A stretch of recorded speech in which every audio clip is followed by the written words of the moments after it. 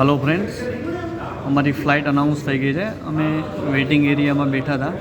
અમારી હોચીમિન સિટીની flight announce થઈ ગઈ છે, એટલા માટે અમે અત્યારે જઈ રહ્યા છીએ. અમારી ફ્લાઇટ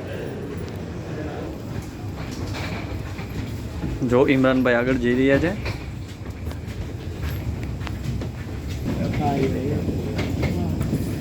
ફ્લાઇટ અત્યારે રેડી છે અમારી.